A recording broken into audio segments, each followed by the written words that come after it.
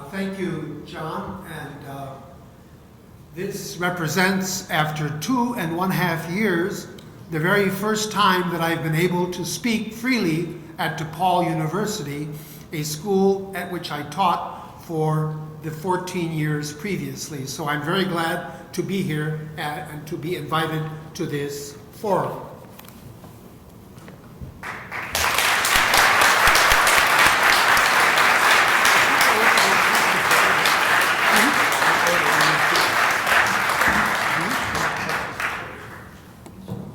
We'll leave this up here as a kind of a sign that it may very well be put on again. We're not sure. Right? University should be, above all, a place where all sorts of ideas are freely discussed and debated without fear of retribution.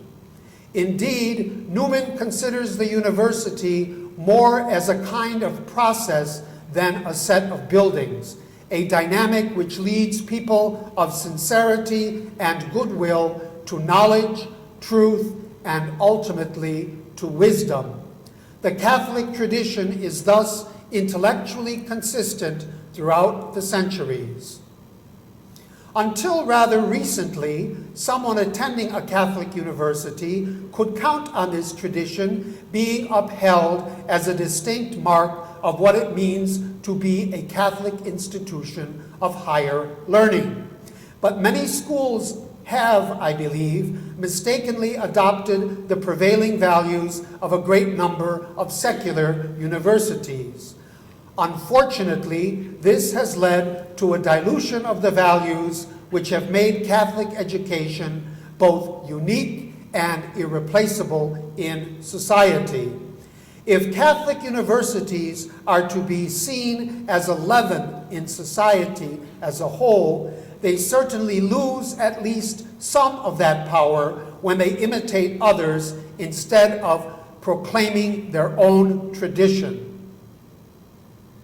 Here I particularly speak of the rush to political correctness, a secular doctrine absolutely contrary to the Church's pursuit of truth and wisdom, and by extension to any university that calls itself Catholic.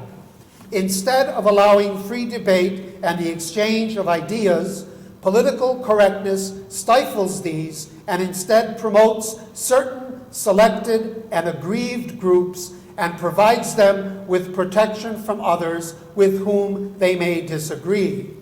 The entire educational process is thus rendered as a political power struggle with well-organized, agenda-driven groups able to dominate the academic scene.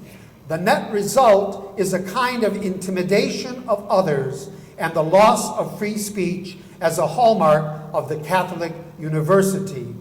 Additionally, there is a resulting stifling chill throughout the campus as both faculty and students adjust to this shifting change of values, and the whole idea of a specific and distinctive Catholic education is thereby lost in the process.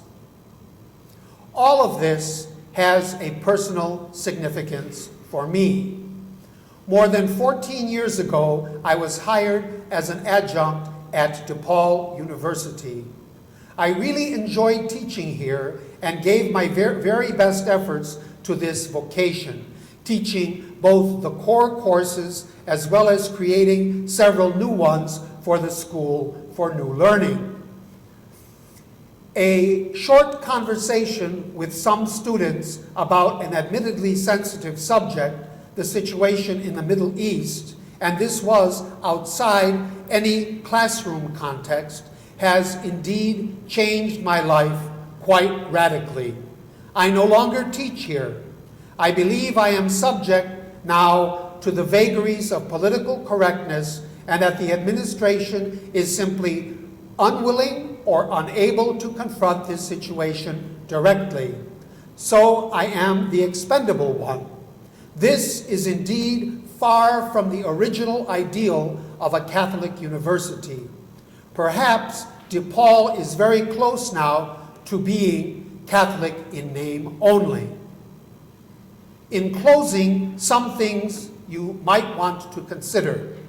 Number one, this is not a Muslim, Israeli, or liberal and conservative situation, but it rather concerns free speech.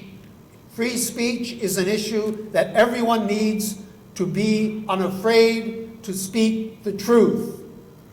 Number two, DePaul now has a court order to protect me from exposing the facts in my case, so I cannot talk to you about those. You cannot, therefore, evaluate anything without knowledge of the facts, can you? And number three, if professors are afraid to speak the truth, what then is the value of your college diploma? What then is the value of your education here at DePaul? The issue of free speech has very practical implications for you as students at DePaul University. I am only one person, but the question was raised before and will be raised again. Who will be next? Thank you very much for your attention.